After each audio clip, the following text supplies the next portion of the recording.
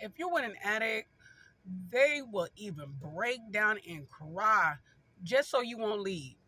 And the reason why I say that is because, have you ever noticed that they'll just break down and cry? I mean, like, because they didn't stole your money, they didn't stole your car, they broke in your house and blamed it on the robber, but they are the robber. I mean, at the end of the day, I mean, they will break down and cry. They will even fall on the floor. They'll fall on the floor. I mean, the performance is so great. I mean, they deserve an Oscar. I mean, because you'll start thinking like, oh my goodness gracious, maybe they, really are going to change, right? But literally, they're not going to change. I mean, they just know how to manipulate you. They know what to do. They know what to say. And it's always like that. So therefore, they didn't learn you. They know what you'll take. They know what to guilt you on. And so they'll say, hey, listen, I'm gonna change. I'm gonna go to rehab, and I'm really gonna do this. I'm gonna go to meetings, and even if I did go to rehab or whatever, this time it's gonna be the magical time. I mean, I'm definitely gonna change. So you'll sit back and you be like, wow, well, maybe they'll change, or you really want to believe them, right? Then they'll cry so bad, and you'll be like, oh my goodness. And then have you ever noticed when it comes to an addict, when you with an addict, that they always talk about mommy and daddy? Oh, my mom did me very bad. My dad did me very bad. Or, I had a terrible childhood, and, my parents was not very good to me. Or I don't know my mom, or I don't know my dad. Or, it's always mommy and daddy issues, right? It's always that. And it's like, goodness gracious, you're what, 50 something years old, or 30 something, or 40 something years old, and you're still talking about mommy and daddy issues? I mean, you need to go get some help, literally, if that's really what's wearing you down. I mean, but however, right?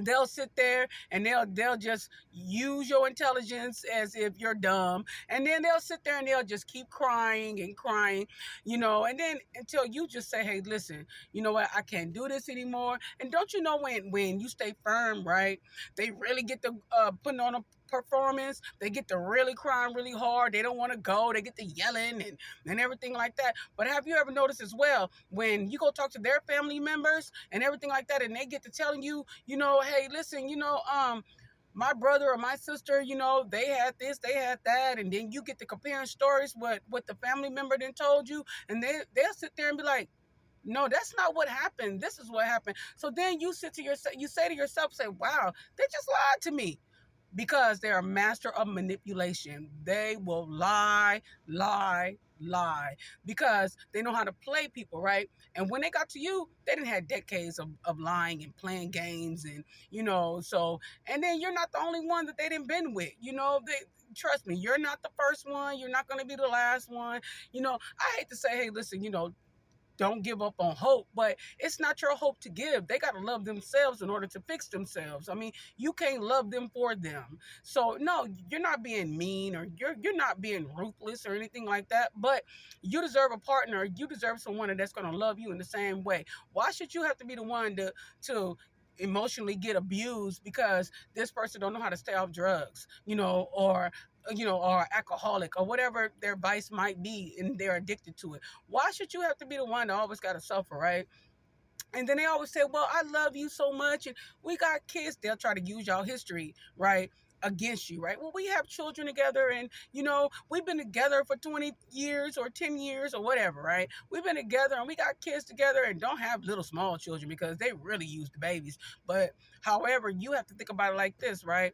Okay, well, when we've been together this long, we got little babies and everything like that. But however, do you think about the kids when you run off in the car, the car that we all use as a family, and then I have to catch the bus or catch an Uber or whatever, or when you take money out the account or steal from me or anything like that, when you know that we need food, or necessities or whatever to help our family? Do you think about that, or do you think about anything besides yourself? An addict is very, very selfish. But you know who they're not selfish to? You wouldn't believe it, right? their addict friends. They share their drugs with them. They share their liquor with them. I mean, they get money. They bring it back. They are like a community among themselves. They will be stingy towards you and take from you, and they'll go have loyalty to their addict friends. So just remember, it ain't that they're not loyal. They're just not loyal to you. They're loyal to other addicts and other alcoholics or whatever, whatnot, but they're not loyal to you. So no, don't guilt yourself. Don't feel like, oh my goodness, I want to keep my family together, or maybe I have another, children's father or children's mother. I mean, I'm trying to keep this one so that way I can say I've been, at least I do got one of my kids' father or one of my kids' mother. No, don't hold on to that. No one needs to be mentally and emotionally abused. No one deserves that. I don't care what it is. No one deserves that. And not only that, the kids don't deserve it either. But if your kids are grown and things of that nature, I don't know what you're doing, because at the end of the day, when your children are adults, it's time for your peace. You done been through a whole lot and everything like that. It's time for your peace, and certain things you shouldn't be taking at 50 that you took at 20. It's certain things that you outgrow. You just be like, nope, not dealing with it. So anyway, guys, don't listen to that nonsense. All them tears, breaking down, need an Oscar, crying really bad because they don't want you to go. Don't listen to it. Walk away, leave. Don't go back until they have help. And not just like 30 days help. No, they need some time. I'm just saying, but anyway, guys, I'm gonna wrap this video up, and please like and subscribe. Jesus love everyone, and I'll talk to you guys on the next video. All right, bye.